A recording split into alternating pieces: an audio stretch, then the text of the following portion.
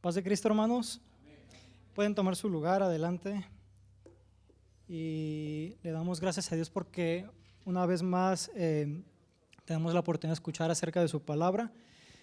Y si les parece, iniciamos con una oración en su lugar, dándole gracias al Señor porque nos ha dejado amanecer este miércoles y que estamos aquí presentes.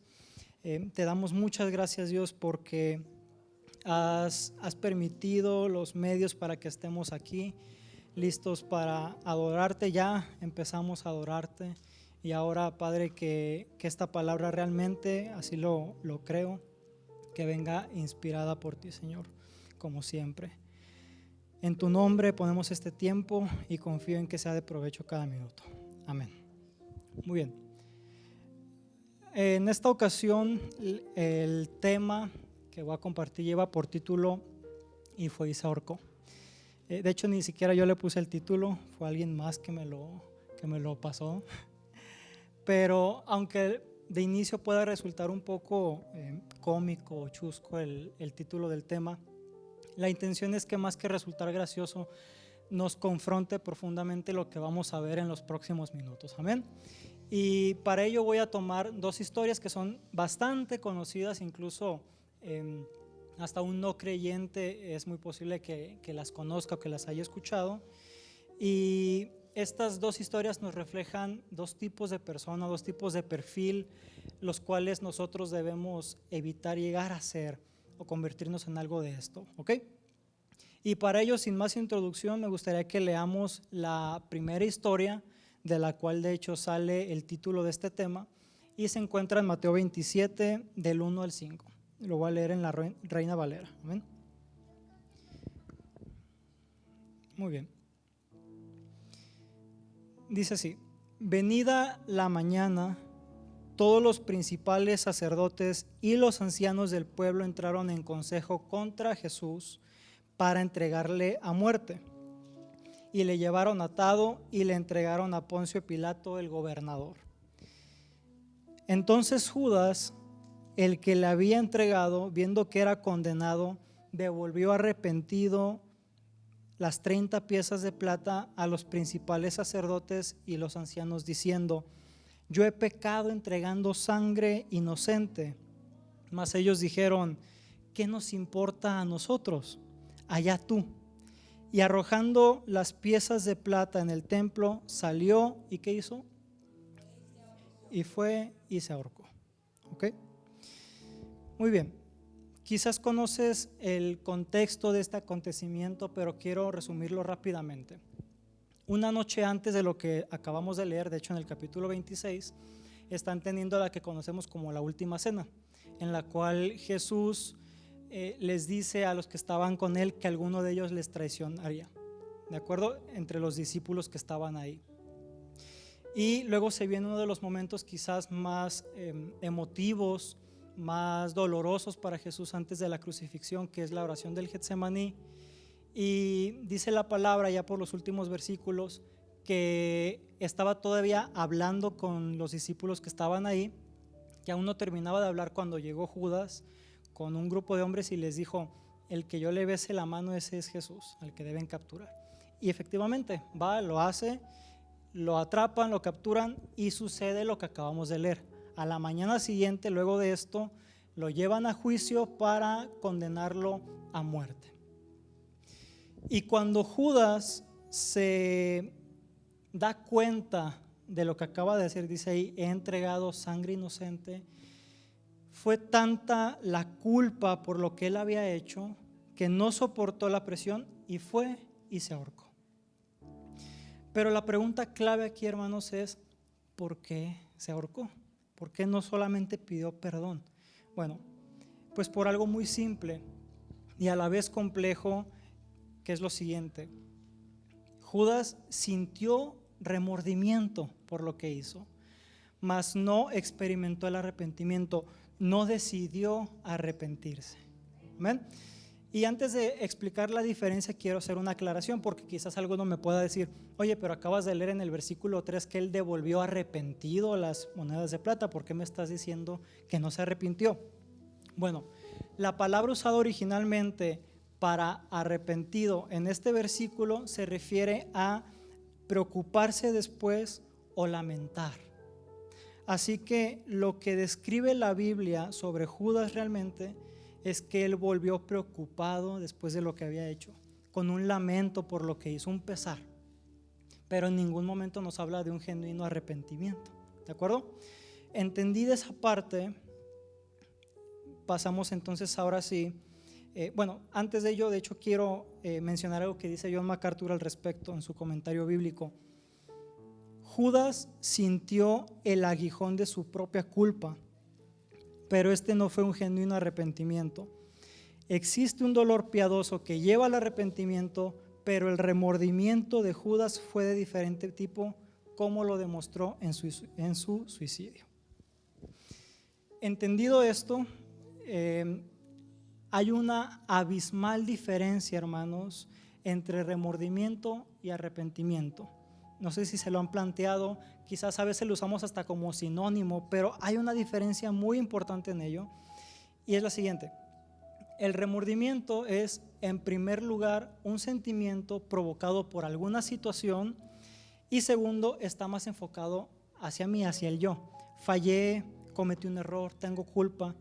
Es algo que todos muy probablemente hemos sentido, ¿verdad? Esa culpa de después de haber cometido algún error, lo que sea, decir, ay, la regué en esto, ¿por qué habré hecho esta cosa?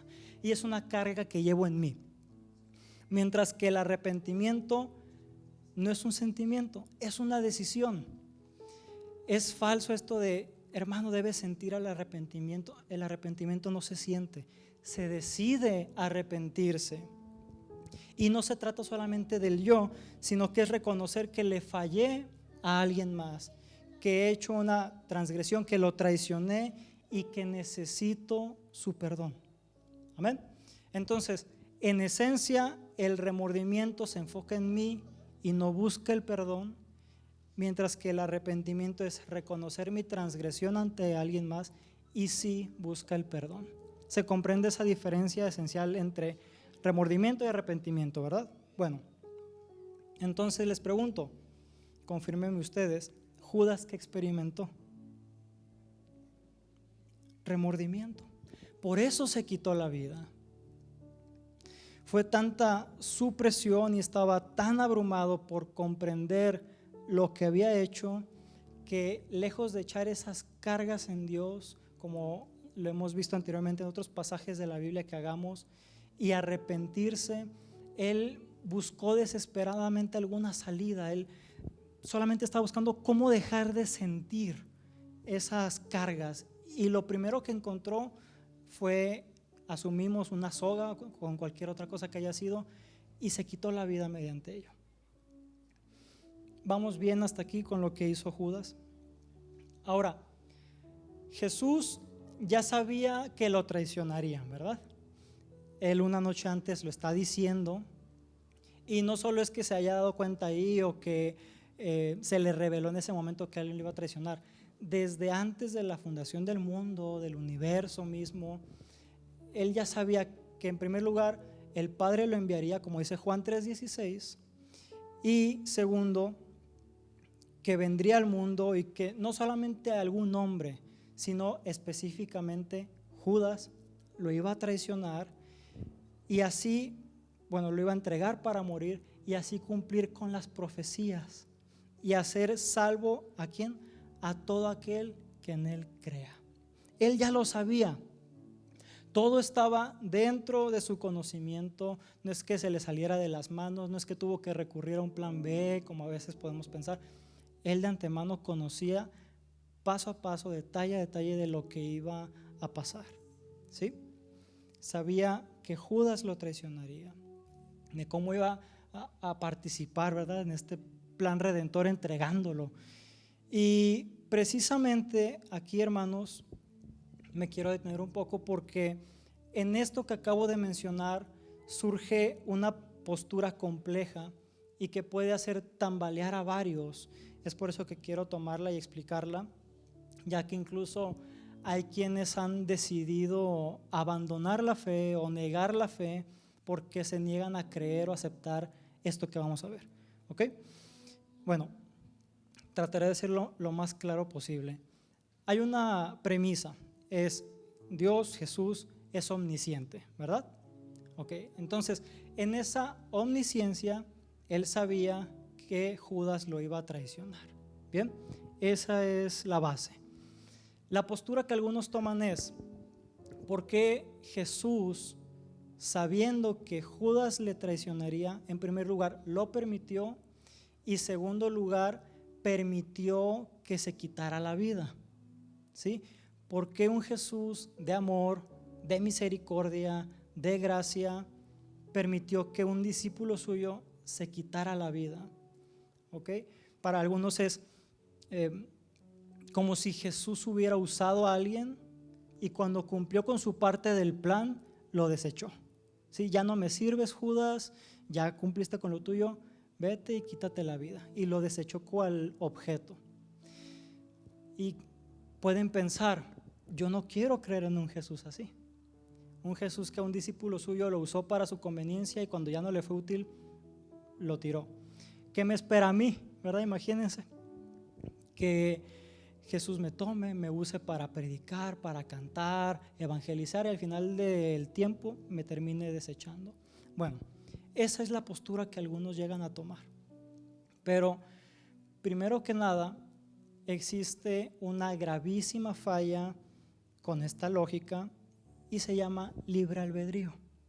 De entrada, hemos escuchado, conocemos este concepto, ¿verdad? Libre albedrío. Judas, así como tú y como yo, tomaba sus propias decisiones, ¿sí? Él no era un títere que le controlaban las manos, los pies, la boca para que fuera, dijera, hiciera conforme alguien más quisiera. Él tomaba sus decisiones, era un adulto, no sabemos la edad exacta, pero era un hombre consciente de lo que estaba haciendo, ¿sí? Entonces, por ese libre albedrío, él decidió conscientemente traicionar a Jesús y luego decidió conscientemente quitarse la vida. No es que algo lo fuera jalando hasta ese lugar y dijera, no lo quiero hacer, pero mi mano me está controlando y lo terminara realizando. No, él tomó la decisión. Ahora, que tomara la decisión no significa que haya sido una buena decisión, obviamente, ¿verdad? Él, por la presión del momento, por lo que él estaba sintiendo, como decimos aquí coloquialmente, tomó la decisión en caliente, ¿verdad? Sin pensarlo, sin pararse a meditar, a reflexionar, solo quería una forma de dejar de sentir y fue y se ahorcó. Entonces, primer punto es ese libre albedrío que Judas tenía. Y segundo, en los años que Jesús estuvo con sus discípulos, les enseñó lo suficiente como para que ellos entendieran el arrepentimiento y reconocieran a Jesús como Salvador. ¿Sí? Los 3 años que Él estuvo con sus discípulos fueron suficientes para que ellos comprendieran esto. Judas no decidió arrepentirse, pero incluso para él había oportunidad de salvación. Algunos pueden decir, ¿cómo es posible?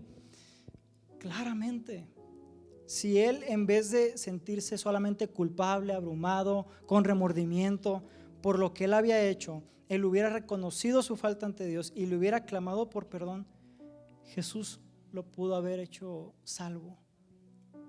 También a él. Para Jesús era, tú me vas a entregar y gracias a esto cumpliré con el plan redentor. También tú puedes ser parte si te arrepientes por lo que has hecho. Judas no lo decidió. Su contraparte, por ejemplo, Pedro, ¿verdad? Que él también pecó. ¿Cómo? Negándolo. Pero ¿cuál es la diferencia? Que él sí se arrepintió. ¿Y cuál fue el fruto de ese arrepentimiento? Que pasó el siguiente tiempo predicando su nombre, predicando el evangelio de Cristo y murió haciéndolo. ¿Sí? Vemos la diferencia. Ambos pecaron, uno traicionándolo, otro negándolo, pero uno sí se arrepintió y fue salvo, el otro no se arrepintió y fue condenado.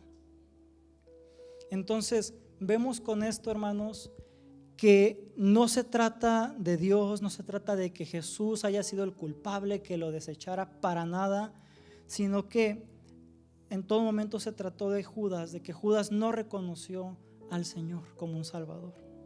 Estuvo con él por interés, porque claro que él veía un rédito económico en el ministerio de Jesús, ¿verdad? Como algunos hacen hoy en día, ven el interés económico, pero él no estaba por una conversión genuina con Cristo, con el Mesías. Y aquí es donde todo este argumento que les presenté se desmorona, deja de tener sentido, y es precisamente al primer perfil al que quiero llegar. Judas nunca le perteneció a Cristo. No es que un rato sí, un rato no, primero sí, después ya no, porque si fuera el caso estaríamos ante un Jesús impotente, ante su propia creación, que es incapaz de retener en sus manos a todo aquel que ha sido llamado hijo suyo, ¿verdad? Y no creemos en un Jesús así. En conclusión, por lo que nos dice la Biblia, comprendemos esto, que Judas nunca le perteneció. Si no, esto no hubiera pasado. Quizás sí le habría entregado, claro, habría pecado, pero se hubiera arrepentido, como lo hicieron Pedro, Juan, Mateo, etc. Por eso, por la falta de la conversión y de la pertenencia a Jesús, es que se dio a la traición y no volvió arrepentido. Y hermanos, así hoy en día hay muchos que pecan, que traicionan a Jesús, y cuando lo hacen no se arrepienten, solo tienen remordimiento, ¿verdad? Un pesar por lo que hicieron, de ay, volví a mentir, volví a robar, volví a fornicar, volví a maltratar, pues ni modo, este soy yo, me tocó así. Y de ahí no pasa, ¿verdad? De una culpa, de una carga en mí. No sé si les suena familiar, yo realmente espero que no. ¿Por qué? Porque estas personas en realidad no le pertenecen a Dios. No están en sus manos, como lo dice Jesús en la Biblia, y en consecuencia, lo sabemos, tienen su deuda aún activa, que es la muerte. La paga del pecado es la muerte. Y quien vive así y no se ha arrepentido, sigue cargando con esa deuda. Por mucho que sienta la culpa, por muchas palmadas en la espalda que nos queramos dar diciendo, es que sí me siento mal por haber hecho tal cosa, si no te arrepientes de nada te sirve.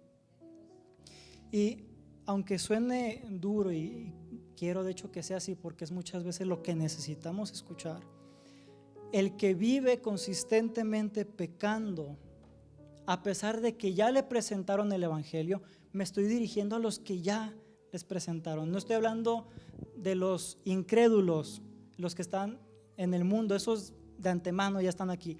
Hablo de los que estamos ahora mismo aquí, que ya nos presentaron el evangelio, a quien ya se lo presentaron y vive pecando, aunque venga a la iglesia, aunque cante alabanzas, aunque ofrende y ofrende mucho, no es salvo. Y no es porque lo diga uno, es porque la Biblia lo está diciendo en todo momento. A estas personas Dios no las conoce y no heredarán la vida eterna con Él, a menos que conscientemente decidan arrepentirse, ser regenerados, pedirle perdón a Dios por sus faltas contra Él, y entonces ahora sí podrá ser llamado hijo de Dios. Mientras no. ¿Estamos de acuerdo? Quien vive pecando, aunque esté aquí, no es salvo, porque no se trata de lo que hagamos, se trata de la gracia de Dios y cómo esa gracia es manifestada en nosotros a través de la decisión del arrepentimiento. Amén. Pues bueno, Judas fue ese. Se le había presentado el evangelio. Él vio los milagros de Jesús, caminó literalmente con Él, con el Mesías, comió con Él, estuvo ahí, presente, al menos físicamente, y aún así no fue salvo. ¿Por qué? Porque no existió nunca la regeneración en Él. No es que se haya regenerado o regenerado a medias y luego se terminó saliendo, no, nunca lo fue. Cuídate, hermano, de verdad, en el amor de Cristo te lo digo, cuídate de no ser esta persona, este perfil, el que parece que está en Cristo, que viene a la iglesia, que predica, que canta, que sirve y se mueve, pero en realidad vive alejado de Dios. Porque yo puedo engañarlos ahora mismo a ustedes, les estoy predicando, pero quién sabe en mi vida diaria cómo voy, qué tan alejado estoy, ¿verdad? Pero a Dios no le puedo engañar, y al final del día enfrentaré un solo destino: o la salvación o la condena eterna. E imagina qué feo sería un día escuchar: oye, ¿qué pasó con Jonathan? Si él aquí estaba y predicaba y así y se movía.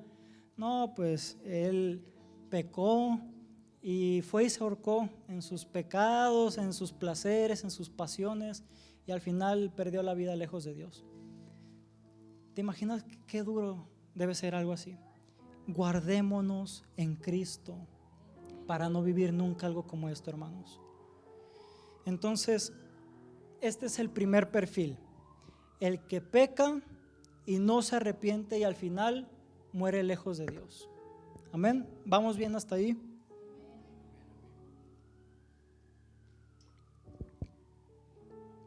Ahora bien, lo que estoy diciendo significa que todo aquel que peca en automático ya no es salvo y le va a pasar como a Judas. Bueno, si estamos poniendo atención tenemos la respuesta. No precisamente. Y aquí es donde entra la otra historia, la conocida como la parábola del hijo pródigo. Todos la hemos escuchado, ¿verdad? Que en realidad nos habla de dos hijos, cada uno con sus distintos perfiles, ¿verdad? De hecho, uno con un perfil un poco más parecido al de Judas, que parece que está con el padre, que le obedece, pero al final se rebela, ¿verdad? Un día voy a enfocarme en él, pero en esta ocasión vamos a tomar al otro, el que conocemos más, ¿verdad?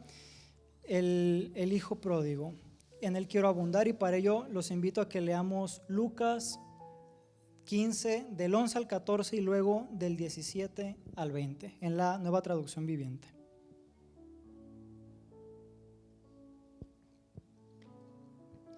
Bien, dice así: para ilustrar mejor esta enseñanza, Jesús les contó la siguiente historia. Un hombre tenía dos hijos. El hijo menor le dijo al padre: quiero la parte de mi herencia ahora, antes de que mueras. Entonces el padre accedió a dividir sus bienes entre sus dos hijos. Pocos días después, el hijo menor empacó sus pertenencias y se mudó a una tierra distante, donde derrochó todo su dinero en una vida desenfrenada. Al mismo tiempo que se le acabó el dinero, hubo una gran hambruna en todo el país y él comenzó a morirse de hambre. Pasamos al 17. Cuando finalmente entró en razón, se dijo a sí mismo: en casa hasta los jornaleros tienen comida de sobra, y aquí estoy yo muriéndome de hambre. Volveré a la casa de mi padre y le diré: Padre, he pecado contra el cielo y contra ti, ya no soy digno de que me llamen tu hijo. Te ruego que me contrates como jornalero. Entonces regresó a la casa de su padre y cuando todavía estaba lejos, su padre lo vio llegar, lleno de amor y de compasión, corrió hacia su hijo, lo abrazó y lo besó. Amén. Vemos aquí ahora una gran diferencia respecto a la historia que acabamos de ver. Este hijo no fue y se ahorcó, ¿verdad? Cuando se vio en la situación tan lamentable en la cual se encontraba. Él volvió arrepentido a su padre y reconoció que había pecado contra el cielo y contra él. Imagínatelo, un hijo joven que le dice: papá, ¿sabes qué? Dame todo lo que tienes ahorita, no me quiero esperar a que tú mueras. Se lo da, se gasta en los placeres que te puedas imaginar, lo maladministra, se le acaba y empieza a sentir una terrible hambre, ¿verdad? Empieza a morir de hambre. Esa parte no la leímos, pero dice que él incluso anhelaba comer de lo que los cerdos comían, pero que nadie le daba nada. Imagina la situación en la que estaba. Pero luego pasa algo muy diferente a Judas. Entra en razón y se da cuenta de lo que hizo. Dice: en mi casa hasta los trabajadores tienen para comer y yo aquí estoy muriendo de hambre, diciendo: yo que soy su hijo y miren dónde estoy. Entonces él volvió Y el padre, lejos de esperarlo de brazos cruzados, de, "Ay, ahí viene, aquí me quedo hasta que venga arrastrándose a pedirme perdón". En cuanto lo vio, dice que corrió hacia él, lo abrazó y lo besó. Qué gran historia. Y este es precisamente el otro perfil. Aquel que después de haber fallado, de haber pecado, reconoce su falta y vuelve al Padre arrepentido. Entre Judas y este joven existe una diferencia esencial. Uno sí era hijo y el otro no. ¿Qué tiene que ver esto? Bueno, voy a explicarlo porque es bastante relevante el que uno sí era hijo y el otro no. Judas pecó, como podemos pecar todos aquí, pero no se arrepintió. ¿Por qué? Porque no era un hijo. Su identidad no estaba puesta en el Padre y por eso al pecar no buscó el perdón y por el contrario se quitó la vida. ¿Sí? ¿Cómo sabemos que no era hijo? Por los frutos de sus acciones. Si él hubiera sido hijo, al pecar, no es que no hubiera pecado, porque si no aquí pues ya todos estamos perdidos. Más bien, al pecar, la regeneración en él se hubiera hecho presente y hubiera vuelto arrepentido. Entonces, quien no es regenerado, ¿qué creen? No es hijo y por lo tanto no es salvo. Entonces podemos determinar que Judas no era un hijo. Por el contrario, el pródigo pecó y sí se arrepintió. ¿Por qué?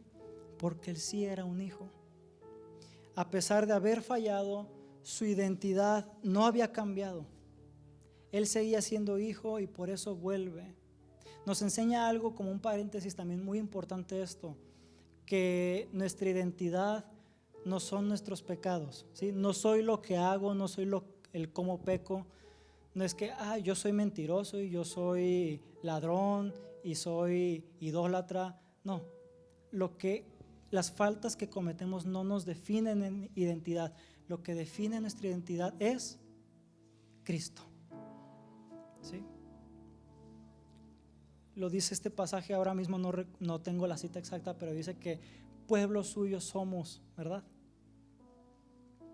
Entonces, nuestra identidad es la de hijos de Dios. Y eso es lo que debemos tener presente a la hora de que pequemos, ¿sí? El recordar cuál es nuestra identidad. Dice Sujel Michelin, y creo que esto lo he citado ya como 2 veces anteriormente, que cuando pecas tienes 2 opciones. Una, volver cabizbajo diciendo, he pecado, ya no soy digno de ser llamado hijo de Dios y me termino alejando de él. Y la otra opción es, en el preciso momento que pecaste, no un ratito después, no al siguiente día, a que se enfríen las cosas, no. En el momento que has pecado, volverte a Dios y decirle, Padre, primero que nada, gracias por tu misericordia, porque gracias a tu sangre derramada en la cruz he sido perdonado por este pecado que acabo de cometer, y perdóname, Señor, por cómo te he fallado. Tenemos esas 2 opciones. Cada uno, bajo el libre albedrío, como lo acabamos de ver, decidirá cuál decisión tomar. Obviamente, la decisión de volverse a Dios, de pedirle perdón, es por una sola razón, y es porque el Espíritu Santo está dentro de nosotros. ¿De acuerdo? No es que yo carnalmente decida arrepentirme. Hubiera querido poder profundizar más en esto, pero es de verdad demasiado profundo, o al menos para mí no me da tanto la mente para enfrascarlo en unos minutos, pero prometo que el siguiente tema que dé será mucho más enfocado en el arrepentimiento como una decisión inspirada por el Espíritu Santo. Pero de manera superficial es esto: el Espíritu Santo, mediante su gracia, compartiéndonos a través de otros, de la forma que sea el Evangelio, decidimos arrepentirnos. En ese momento, cuando nos arrepentimos, somos regenerados, es decir, ya no es mi naturaleza vieja la que está viviendo, la que está dominando, sino que ahora es la naturaleza de Cristo la que vive en mí. Amén. Y esa naturaleza, ese Espíritu Santo en mí es el que me lleva a pedirle perdón a Dios cuando fallo. Es el que me hace odiar el pecado. Hermano, si no odias tu pecado, si dices, bueno, es que no estuvo tan mal, hay pecados peores, significa que la regeneración aún no está en ti. Por feo que suene, es la realidad bíblica. Entonces, cuando pecamos y corremos de inmediato a Cristo, estamos reflejando a quién le pertenecemos. Amén. Y bueno, al principio decía que hablaríamos de dos perfiles que debemos evitar ser. Ya los conocimos, ¿verdad? Judas, el que peca, no se arrepiente y muere lejos de Dios. Y el hijo pródigo, el que también peca, pero sí se arrepiente y vuelve al Padre. Bueno,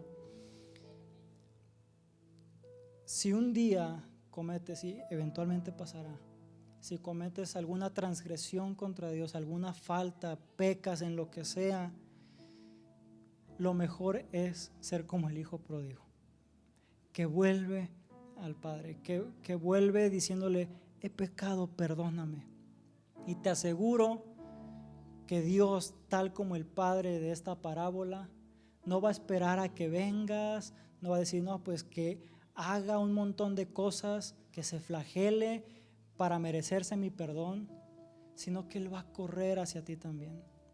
Yo te aseguro que si Judas le hubiera pedido perdón, no que literalmente Jesús hubiera corrido a abrazarlo y besarlo porque ya estaba arrestado, pero habría recibido de inmediato el perdón. Y por último, si te estás alejando del Padre, de la casa del Padre, y no me refiero al templo,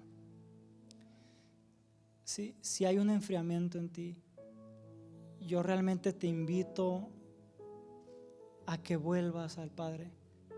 Aún hay oportunidad. No hablo del volver como se hace en un inicio después de haber vivido pecando y mediante el arrepentimiento vuelve, sino otra vez a la comunión con Él, a la lectura, a la oración.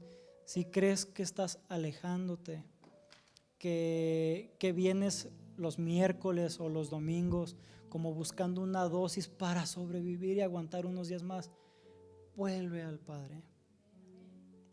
Que no sea necesario un culto para que otra vez estés en comunión con Él. Esto que hacemos, hermanos, lo saben muy probablemente, no es que vengamos aquí para rellenar la pila espiritual. Venimos con un único objetivo, que es glorificar al Padre en conjunto. Pero creo que esto lo dijo alguien el domingo, no estoy muy seguro, pero lo que hacemos aquí es solo el fruto de lo que ya en la semana hemos hecho, ¿sí? Entonces regresa a Dios. Si estás en una lejanía, vuelve a Él. De verdad, no te ahorques en tus pecados como lo hizo Judas, en los placeres, en la lejanía del Padre. Recuerda a quién le perteneces y regresa a Cristo. Amén.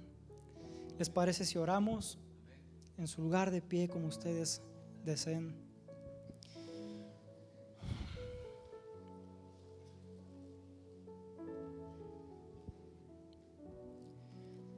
Señor,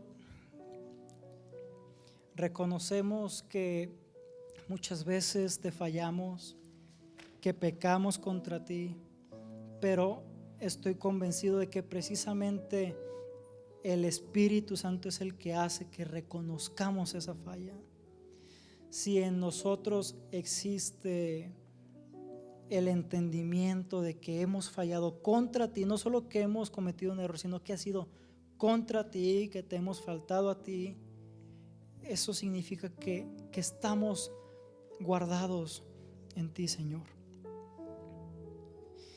Y yo te pido, Padre, que si alguien de aquí aún no te pertenece, aún no ha decidido arrepentirse y por el contrario solo tiene un ligero remordimiento como mucho, tu gracia sea manifestada, y yo sé que así lo es, y mediante el Evangelio, que es suficiente, no mi testimonio, no lo bueno, lo que he hecho, lo mucho que yo haya hecho, sino el puro evangelio de que viniste a redimirnos y a pagar por algo que nos correspondía, que ese sea suficiente para que se convierta, Padre.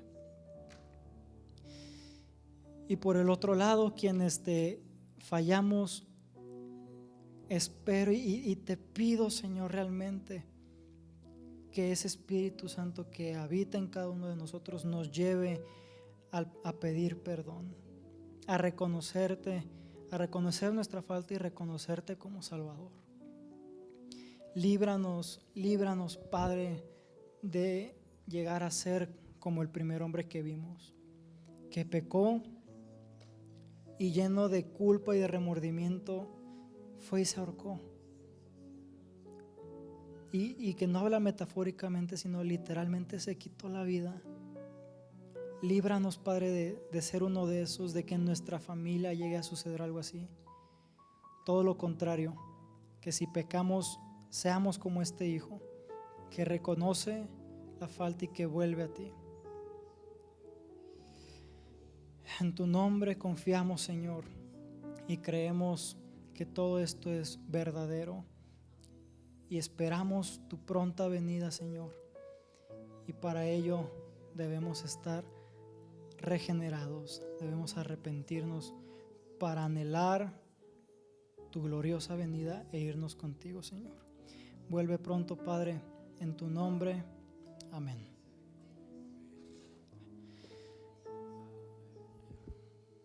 Hermanos, realmente espero que llevemos esto a la práctica, que cada vez que fallemos reconozcamos el pecado y le pidamos perdón al Señor y le demos gracias porque Él ya nos salvó de la condena desde un inicio. Amén. Dios les bendiga, hermanos. Nos vemos el domingo si Dios quiere.